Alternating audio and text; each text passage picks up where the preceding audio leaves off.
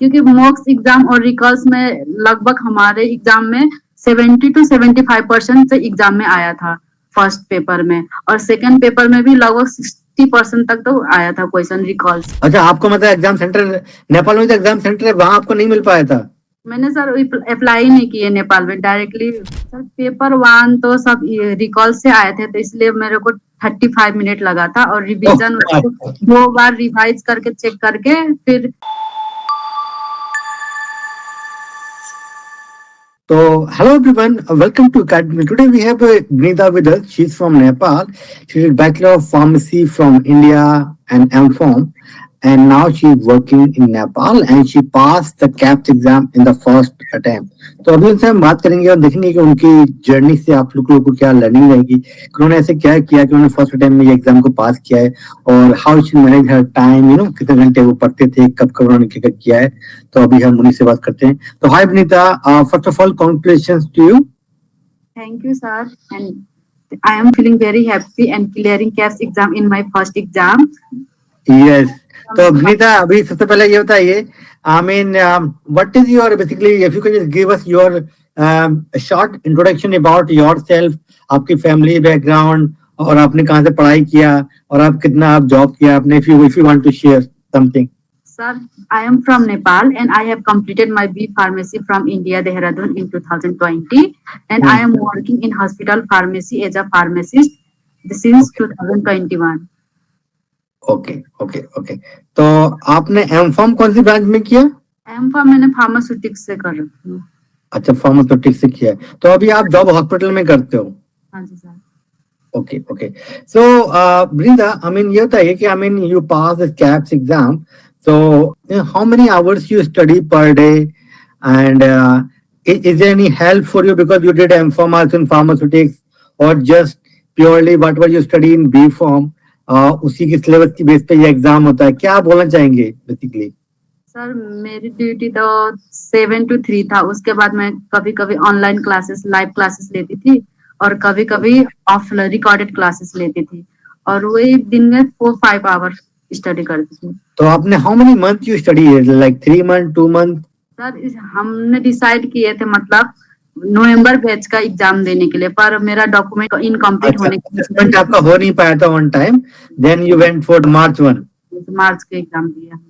Okay okay. Vanita, आप किस time पढ़ाई करते थे? इवनिंग में करते थे पढ़ाई, रात में, या मॉर्निंग में? क्या आपका रूटीन था day to day regarding this? Evening में करते थे, क्योंकि डे और मॉर्निंग में तो ड्यूटी चलता था, इसलिए और फैमिली भी तो है आपका, तो फिर इधर भी जो टाइम देना है, राइट?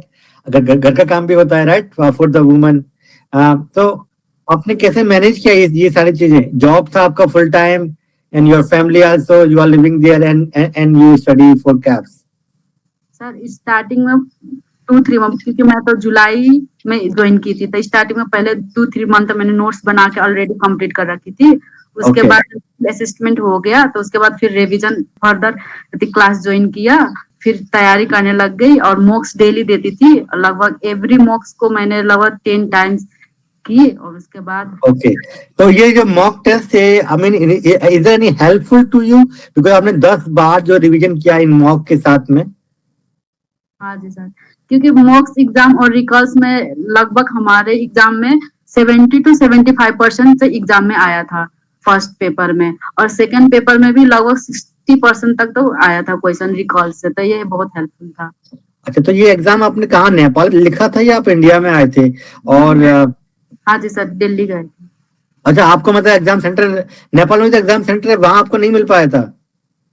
मैंने सर अप्लाई नहीं किए नेपाल में डायरेक्टली। एक्चुअली नेपाल में एक ही सेंटर है, और बहुत सारे टाइम्स में वहां पर सीट नहीं मिल पाती, तो बहुत सारे बच्चे फिर यहाँ इंडिया में लिखने आते हैं। तो इंडिया में तो दिल्ली में सेंटर है, नोएडा में है, और गुड़गांव में 3 सेंटर है बेसिकली दिल्ली के आसपास, तो easily you can get the seat. Okay okay. तो ये था, ये आई मीन विनीता, ये जो पेपर 1 आपने कितने टाइम में कंप्लीट किया, पेपर 2 कितने टाइम में कंप्लीट किया, उस दिन आपने क्या किया था? सर पेपर 1 तो सब रिकॉल से आए थे, तो इसलिए मेरे को 35 मिनट लगा था, और रिवीजन 2 बार रिवाइज करके चेक करके फिर 30 मिनट में मैंने कंप्लीट किया था। Okay, very good. और एंड पेपर 2 थोड़ा टाइम लग गया था, क्योंकि ज्यादा कैलकुलेशन क्वेश्चंस आ गए थे मेरे में। तो इसीलिए 2 घंटा लग गया। तो ये कैलकुलेशन पार्ट था, ये लाइक एकेडमिकली ने जो आपको पढ़ाया था उसी कंसेप्ट की बेस पे ये क्वेश्चंस आए थे क्या, या कुछ अलग क्वेश्चन थे ये?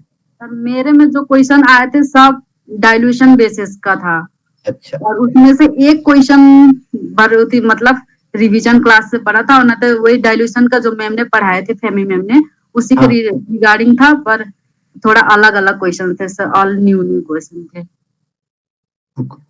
तो बेसिकली जो कंसेप्ट तो सेम ही रहता है, क्वेश्चन तो ऑलवेज जो है चेंज होते रहते हैं। अगर आपने कंसेप्ट अच्छे से पढ़ लिया तो definitely you can do wonder in the exam.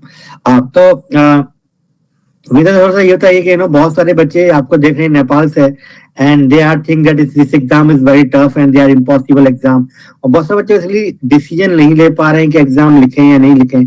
और आप क्या बोलना चाहेंगे ऐसे, स्पेशली द गर्ल्स जो देख रही हैं आपको, क्या मोटिवेशन करना चाहेंगे आप उनके लिए?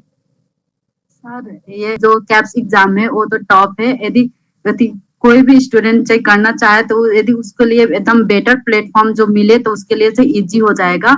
और मैं सजेस्ट करती हूँ कि ये एकेडमिकली एकदम बेस्ट प्लेटफॉर्म है, क्योंकि इसमें सब रिक्वायर्ड मटेरियल्स, सब जितना भी डाउट्स होते हैं सब प्रोवाइड करते हैं, और सारे टीचर्स हेल्पफुल है।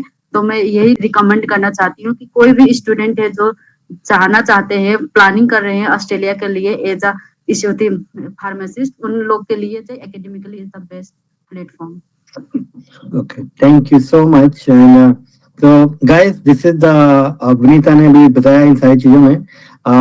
That's all from our side, and thank you so much Vinita for your time. Thank you sir. Thank you, bye.